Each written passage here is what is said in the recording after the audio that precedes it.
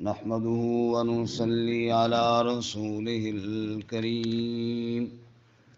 أما بعد فأعوذ بالله من الشيطان الرجيم. بسم الله الرحمن الرحيم.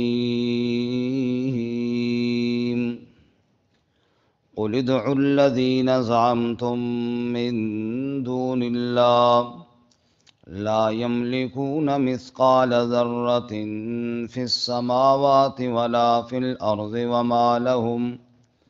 وما لهم فيهما من شرك وما له منهم من ظهير. ولا تنفع الشفاعة عنده إلا لمن أذن له حتى إذا فزع عن قلوبهم قالوا ماذا قال ربكم قالوا الحق وهو العلي الكبير.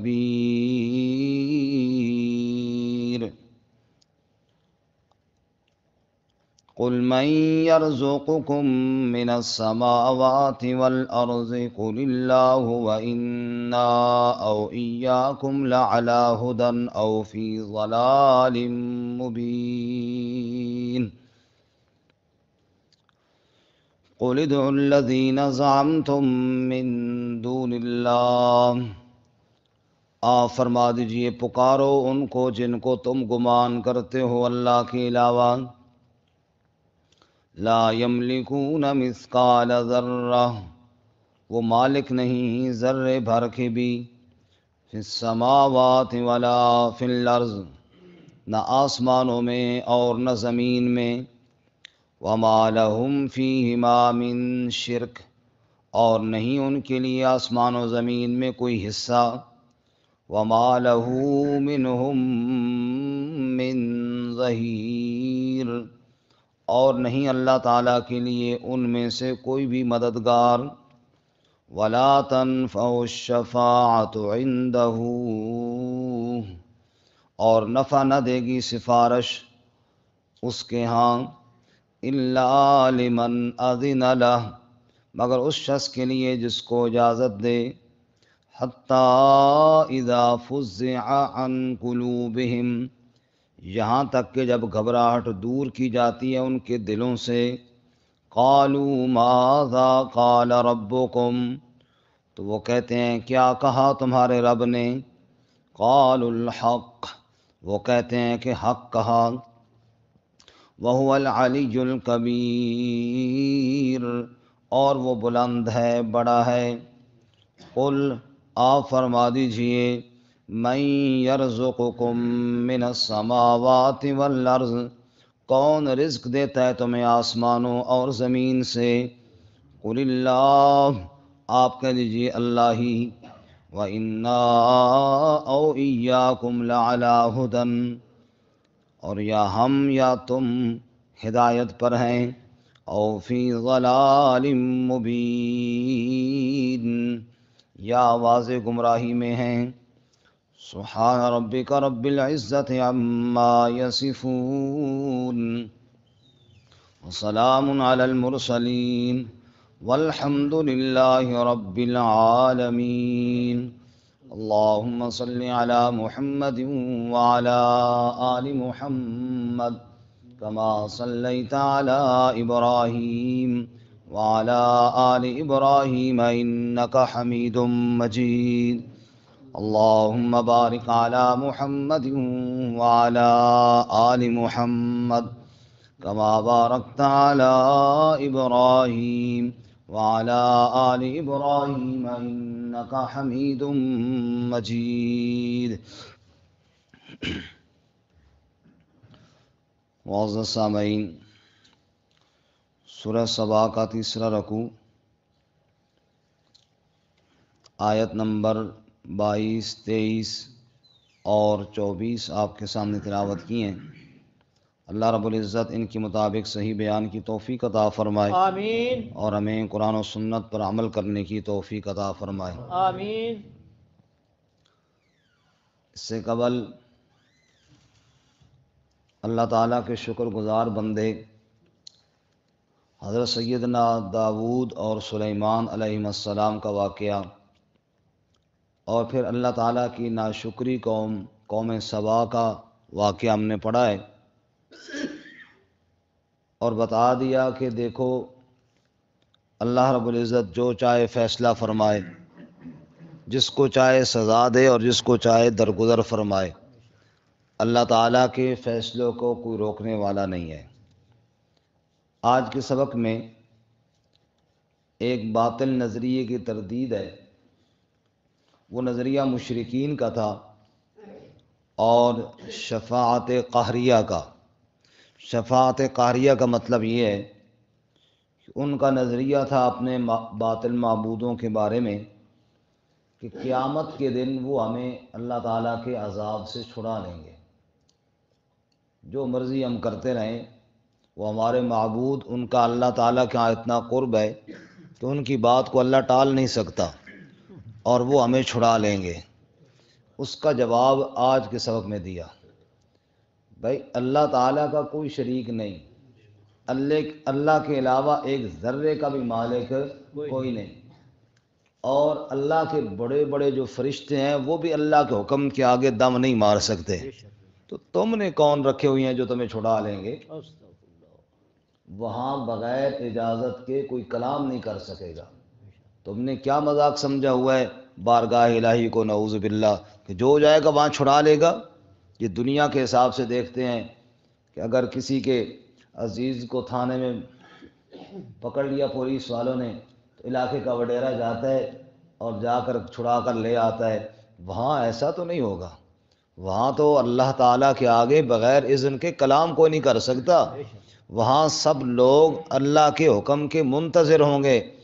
محشر کا میدان ہے، سورج سر کے اوپر آیا ہوا ہے، زمین بالکل تپ رہی ہے، لوگ پسینے کے اندر شرابور ہیں، اور اس پریشانی کے عالم میں آدم علیہ السلام کے پاس جائیں گے کہ آپ سفارش کریں، اور وہ کہیں گے رب آج بڑے جلال میں ہے، مجھے تو ڈر لگ رہا ہے، میں نہیں سفارش کر سکتا۔ پوری انسانیت کے باپ ہیں، اللہ تعالیٰ نے ان کو پیدا فرمایا ہے، لیکن رب کے سامنے سفارش کرنے سے ڈر رہے ہیں۔ حدیث پاک میں آتا ہے وہ کہیں گے لست لہا، میرے بس کی بات ہی نہیں کہ میں جا کر سفارش کروں۔ اذهبوا الی غیری، اذهبوا الی نوح، تم نوح علیہ السلام کے پاس چلے جاؤ، شاید وہ کر لیں۔ نوح علیہ السلام کے پاس جائیں گے، اللہ نے آپ کو پہلا رسول بنایا ہے، مستقل شریعت آپ کو اللہ نے دی ہے، 950 سال تک اللہ نے آپ کو منتخب کیا، اور اس کی وحدانیت آپ مسلسل بیان کرتے رہے، آپ سفارش کریں۔ اور نوح علیہ السلام فرمائیں گے میرا رب بڑے جلال میں ہے، میرے اندر ہمت نہیں کہ میں جا کر سفارش کر سکوں، تم ابراہیم علیہ السلام کے پاس چلے جاؤ، جی آپ کو اللہ نے خلیل بنایا تھا، آپ کے لیے آگ گلزار بنی تھی، آپ سفارش کریں نا۔ وہ کہیں گے میرے اندر نہیں ہمت کہ میں جا کر سفارش کروں، تم کسی اور نبی کے پاس چلے جاؤ۔ حتیٰ کہ سارے نبی دوسرے کی طرف بھیجتے رہیں گے اور بارگاہ الہی میں جا کر کوئی سفارش نہیں کر سکیں گے۔ ساری امتیں پھر اکٹھی ہو کر میرے اور تیرے نبی حضرت محمد الرسول اللہ صلی اللہ علیہ وسلم کے پاس آئیں گی، آپ سفارش کریں۔ حضور فرماتے ہیں اب میں آگے کس کے پاس بھیجوں؟ میرے پاس اور نبی کوئی نہیں ہے، باقی انبیاء تو بھیجتے ہیں نا اگلے کے پاس، اگلے کے بعد، میں آگے کس کے پاس بھیجوں؟ میرے بعد تو اور نبی کوئی نہیں ہے۔ ادھر اللہ کی طرف سے اجازت بھی نہیں ملی کہ سفارش کرو، اللہ کا قانون اپنی جگہ پر اٹل ہے، من ذا الذی یشفع عندہ الا باذنہ، اذن ہوا کوئی نہیں ہے، اجازت ملے تو سفارش ہو، ابھی تک اذن ہوا کوئی نہیں، آگے اور نبی کوئی نہیں، اب میں کس کی طرف بھیجوں؟ اللہ کے نبی صلی اللہ علیہ وسلم فرماتے ہیں پھر میں مقام محمود پر جاؤں گا، اور سفارش نہیں، یہ یاد رکھیں، سفارش نہیں، میں سجدہ کروں گا اللہ کا اور اللہ کی حمدیں کروں گا۔ بھئی سفارش کی اجازت نہیں ہے نا، اللہ کی حمد کی اجازت تو ہے نا، اللہ کی تسبیح کی اجازت تو ہے نا۔ حضور فرماتے ہیں میں اللہ کی تسبیح کروں گا، اللہ کی حمدیں کروں گا، اور وہ تسبیحات کروں گا، وہ اللہ کی حمدیں بیان کروں گا جو اس وقت میرے ذہن میں نہیں ہے۔ اس وقت پتہ نہیں کیا انداز ہوگا، اور میں کیسے اللہ کی حمدیں کروں گا، اتنی حمدیں کروں گا، اتنی تعریفیں بیان کروں گا کہ میرے رب کا سارا غصہ ٹھنڈا ہوگا۔ رب اجازت دیں گے، ارفع راسک سل توتا، میرے پیارے اٹھاؤ سر سجدے سے اور آپ سوال کرو، آپ کو دیا جائے گا، آپ سفارش کرو، آپ کی سفارش قبول کی جائے گی۔ یہ ہوا اذن، یہ ہوا اذن۔ اب اذن کے بعد آپ صلی اللہ علیہ وسلم بولیں گے۔ رب کہتا ہے جہاں میرا لاڈلا محبوب بھی بغیر اذن کے کلام نہیں کر سکتا، تم کس پر امیدیں لگا کر بیٹھے ہو کہ وہ چھڑا لیں گے؟ اندھا کھاتا تو نہیں ہے کہ جو آئے اور چھڑا کر چلا جائے۔ فرمایا ایسی کوئی بات نہیں ہے، جس کو رب اجازت نہیں دے گا وہ وہاں پر کلام بھی نہیں کر سکے گا۔ اس لیے اللہ فرماتے ہیں قُلِ ادْعُوا الَّذِينَ زَعَمْتُم مِّن دُونِ اللَّهِ، آپ فرما دیجئے پکارو ان کو جن کو تم گمان کرتے ہو اللہ کے علاوہ۔ تم کہتے ہو فلاں فلاں ہمیں چھڑا لیں گے، بلاؤ نا ان کو، کون ہے سامنے آئیں۔ لا یملکون مثقال ذرہ، وہ تو مالک نہیں ذرہ بھر کے بھی، فی السماوات ولا فی الارض، نہ آسمانوں میں اور نہ زمین میں۔ 7 آسمانوں میں ایک ذرہ بھی کسی نے نہیں بنایا، کسی کے پاس کوئی ملک نہیں۔ یہ اتنی بڑی کائنات ہے، بڑے بڑے پہاڑ ہیں، بتاؤ نا کسی پتھر کے اوپر ہاتھ رکھ کر بولو کہ نعوذ باللہ اس کا مالک اللہ نہیں فلاں ہے۔ اللہ فرماتا ہے لا یملکون، پتھر تو بڑی چیز ہے، مثقال ذرہ، ایک ذرے کا بھی میرے علاوہ مالک کوئی نہیں۔ اور اس سے اگلی سورہ سورہ فاطر میں انشاءاللہ ہم پڑھیں گے، وہاں اللہ فرماتے ہیں ما یملکون من قطمیر، کھجور کی گٹھلی کے اوپر جو باریک سفید پردہ ہوتا ہے، اللہ کہتے ہیں ساری کائنات میں سے کوئی ایک بھی اس پردے کا مالک نہیں ہے۔ ساری کائنات کا مالک صرف کون ہے؟ اللہ۔ فرمایا لا یملکون، وہ مالک نہیں ہے، مثقال ذرۃ، ذرہ بھر کے بھی، فی السماوات ولا فی الارض، نہ آسمانوں میں نہ زمین میں، وما لہم فیہما من شرک، اور ان کے لیے آسمان زمین میں کوئی حصہ بھی کوئی نہیں ہے کہ جناب مالک تو نہیں ہے، چلو بنانے میں ان کا کچھ حصہ ہو کہ نعوذ باللہ کچھ حصہ اللہ تعالیٰ کو انہوں نے بنا کر دیا ہو، چلو یہ ہماری طرف سے شامل کر لو۔ اللہ فرماتے ہیں ما لہم فیہما من شرک، ایک قطرہ بھی کسی نے نہیں بنایا، ایک پتا بھی جنگلات میں کسی نے نہیں بنایا، ریگستانوں میں ایک ذرہ بھی کسی نے ریت کا نہیں بنایا اللہ کے علاوہ، کوئی حصہ نہیں کسی کا۔ جب اکیلا مالک اللہ ہے، جب اکیلا خالق اللہ ہے تو اگلی بات بھی سنو، وَمَا لَهُ مِنْهُمْ مِنْ ظَهِيرٍ، اللہ کا مددگار بھی کوئی نہیں ہے۔ اللہ تعالیٰ بھی نا کوئی بات چھوڑتے نہیں ہیں، شرک کرنے والوں کے پلے کاکھ نہیں چھوڑا رب نے۔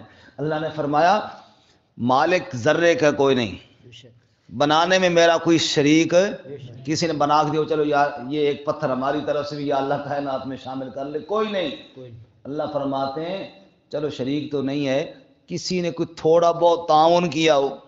اے مستری دیوار بنا رہے ہوتے ہیں نا، ہاتھ سے کرنڈی گر جاتی ہے، بعض دفعہ گلی سے کوئی بندہ گزر رہا ہوتا ہے تو وہ پکڑا دیتا ہے۔ اللہ کہتا ہے کوئی اتنا تو پیش کرو کسی نے ذرا بھر تعاون کیا ہو۔ اللہ کہتا ہے ما لہم وما لہ منہم من ظہیر، اتنا ذرہ بھر بھی تعاون کسی کا نہیں ہے۔ جب پوری کائنات میں کسی کا ذرہ بھر بھی تعاون کوئی نہیں، بتاؤ کون میرے کائنات کے اندر دم مار سکتا ہے، کون میرے آگے بول سکتا ہے؟ اس لیے پھر سمجھو مسئلہ، وَلَا تَنْفَعُ الشَّفَاعَةُ عِنْدَهُ، اللہ کے ہاں کسی کو سفارش نفع بولو جی نہیں دے گی، ہاں الا لمن اذن لہ، مگر جس کو وہ اجازت دے۔ ابھی میں نے آپ کو حدیث سنائی، اجازت سب سے پہلے میرے اور آپ کے نبی صلی اللہ علیہ وسلم کو ملے گی، لیکن بغیر اجازت کے کوئی کلام نہیں کر سکے گا۔ اللہ فرماتے ہیں وَلَا تَنْفَعُ الشَّفَاعَةُ، سفارش نفع نہ دے گی اس کے ہاں، الا لمن اذن لہ، مگر وہ جس کے لیے اجازت دے، حتی اذا فزع عن قلوبہم. آگے اللہ ایک مثال دیتے ہیں سمجھانے کے لیے کہ اللہ کے آگے کوئی نہیں بول سکتا، کوئی نہیں سفارش کر سکتا. کیسے؟ اور مثال سنو، فرشتوں کا ذکر سنو. حتی اذا فزع عن قلوبہم، جب ان کے دلوں سے گھبراہٹ دور کر دی جاتی ہے. رسول اللہ صلی اللہ علیہ وسلم نے ارشاد فرمایا اللہ کے فرشتے اللہ کی ہیبت سے، اللہ کے جلال سے اپنے پروں کو پھڑ پھڑاتے ہیں اور اللہ کے حکم کے آگے ڈر رہے ہوتے ہیں. جب بھی کوئی اللہ کے عرش سے کوئی حکم نازل ہوتا ہے فرشتوں پر لرزہ طاری ہو جاتا ہے، گھبرا جاتے ہیں. حتی اذا فزع عن قلوبہم، جب ان کے دلوں سے گھبراہٹ دور کی جاتی ہے پھر ایک دوسرے سے پوچھتے ہیں قالوا ماذا قال ربکم، کہتے ہیں تمہارے رب نے کیا کہا، کیا حکم دیا اللہ تعالیٰ نے. قالوا الحق، پھر سب کہتے ہیں جو رب نے حکم دیا وہ حق حکم دیا، وہ ٹھیک حکم دیا. کیوں نہ ٹھیک دے؟ وَهُوَ الْعَلِيُّ الْكَبِيرُ، وہ بلند بھی ہے سب سے بڑا بھی ہے. اللہ فرماتے ہیں جلیل القدر میرے فرشتے، عظیم الشان میرے فرشتے، طاقت اور قوت والے میرے فرشتے، میرے حکم کے آگے وہ بھی لرزاں ہوتے ہیں، وہ بھی ڈر رہے ہوتے ہیں اور میرے ہر حکم کے آگے لبیک کہہ رہے ہوتے ہیں. جب اتنے بڑے بڑے فرشتے بھی میری اجازت کے بغیر کلام نہیں کر سکتے، اور کون ہے جو وہاں تمہیں چھڑا کر لے جائے گا؟ اتنا تو غور کرو. اللہ فرماتے ہیں اچھا خالق بھی کوئی نہیں، مالک بھی کوئی نہیں، میرا سانجی اور حصے دار بھی کوئی نہیں. ایک اور بات پہ غور کرو. قل، آپ فرما دیجیے میرے حبیب صلی اللہ علیہ وسلم، من یرزقکم من السماوات والارض، اچھا یہ بتاؤ کون رزق دیتا ہے تمہیں آسمان اور زمین سے؟ کوئی ایسا ہے؟ آسمان سے ایک قطرہ کسی نے بارش کا برسایا ہو تو سامنے لے کر آؤ. تمہیں روٹی کا ایک لقمہ اللہ کے علاوہ کسی نے کھلایا ہو تو لے کر آؤ. پانی کا ایک گھونٹ کسی اور نے پلایا ہو تو پیش تو کرو نا. کہو فلاں دن جو میں نے کھانا کھایا تھا وہ نعوذ باللہ اللہ کا نہیں کسی اور کا دیا ہوا تھا. اللہ کہتے کچھ تو بتاؤ نا. من یرزقکم، کون رزق دیتا ہے تمہیں آسمانوں اور زمین سے؟ قل اللہ، کہہ دے میرے حبیب رزق دینے والا بھی کون ہے؟ اللہ. جب اللہ کے علاوہ ایک لقمہ کسی نے تمہیں آج تک نہیں کھلایا، اللہ کے علاوہ ایک قطرہ کسی نے تمہیں آج تک نہیں پلایا، ارے اللہ ہی سب کچھ دینے والا ہے. جب خالق اللہ، جب مالک اللہ، جب رازق اللہ، تو پھر آؤ نا غور کیوں نہیں کرتے ہو؟ وَإِنَّا أَوْ إِيَّاكُمْ لَعَلَىٰ هُدًى أَوْ فِي ضَلَالٍ مُبِينٍ. یہ جو عقل و شعور ہے نا یہ بھی مفتی ہے. اللہ کہتے ہیں او پھر اس مفتی سے فتویٰ پوچھو نا، اپنے دماغ سے پوچھو نا.